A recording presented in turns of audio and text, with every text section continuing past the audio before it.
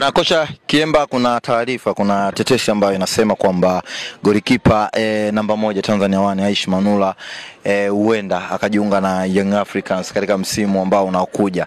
Kwa namna ambavyo kiwango cha Aishi Manula, CV yake na timu ya Young Africans, unadhani kama atafanikiwa kwenda Yanga utakuwa ni uamuzi sahihi kwake, lakini pia kwa Young Africans watakuwa wamepata mchezaji ambaye ana uwezo wa kuwasaidia?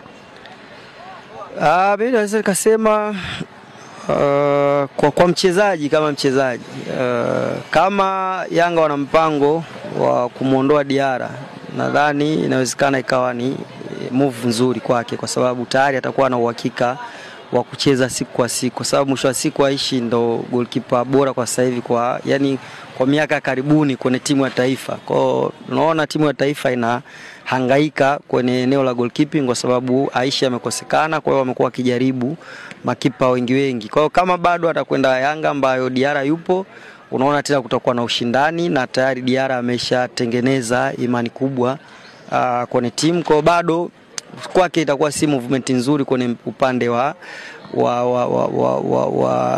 kucheza, lakini labda kwenye maslahi inaweza kuwa ni sehemu nzuri. Na unajua wakati muda unavyozidi kwenda, unafikia wakati sasa unaangalia maslahi tu, sio tena career yako itakuwaje. Lakini ni movement ambayo inaweza ikaifaidisha Yanga kwa kuwa na makipa wawili wa daraja hilo, kwa maana kama Aishi anarudi kwenye daraja lake na Diarra anakuwa kwenye ubora wake, kwa wana makipa wawili ambao hata ikitokea changamoto yoyote mna uhakika kwamba eneo la goalkeeping ni hamna shida. Kwa hiyo naona kwa Yanga watakuwa wamefaidika zaidi kwa kuwa na makipa wawili kwenye eneo lao la goalkeeping. Lakini kama kwa Aishi, sioni kama ni move nzuri ndani ya kiwanja kama bado Diarra anaendelea kuwa goalkeeper wa Yanga. Labda kama wana mpango wa Diarra na mpango wa kuondoka na wao sasa wanajiandaa kubaki na maisha bila Diarra, nadhani Aishi anaweza kuwa pia ni sehemu nzuri sana ya kukava hilo gap.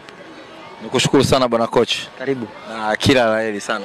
Na wewe pia. Kwa mchezo wako bora vipaji. Na wewe pia bana. Kwa alama 3? Sisi lengo letu ni kuhakikisha tunapata platform ya kucheza. Kwa hiyo alama 3 huwa zinakuja baada ya kucheza, kwa kuahidi mchezo mzuri. Mchezo mzuri wa kuburudisha wananchi, lakini alama 3 pia tutachukua kwa sababu sisi tuna malengo ya kufika mbali kabisa kwenye ile kombe. Nyie mmeingia mkiwa mnawaza kwenda kuchukua kombe. Kwa hiyo unaona malengo mawili tofauti. Kwa hiyo wewe una haki ya kusema utachukua alama 3. Sisi tutakuja kucheza kama ambavyo malengo yetu yalivyo, na mpango wetu ukienda vizuri tutashinda. Asante. Mimi naamini katika lile kundi ni kundi gumu, lakini ni timu za kupumua nyingi ni nyepesi isipokuwa timu yako, kwa sababu mimi naamini timu ambayo inafundishwa kwenye misingi inatoa mchezo mzuri sana, tofauti na ile timu inapangwa pale bwana, inaitwa pale rafiki. Kwa sababu ile timu si dharau kwa mpira. Yani timu wanaitwa Instagram. Timu ya wachezaji wanapanga pale. Mchezaji anatoka Instagram, kila anayejua anayeweza mpira aje na viatu vyake. Sasa itakuwa ni kudharau mpira. Bwana, shukrani sana.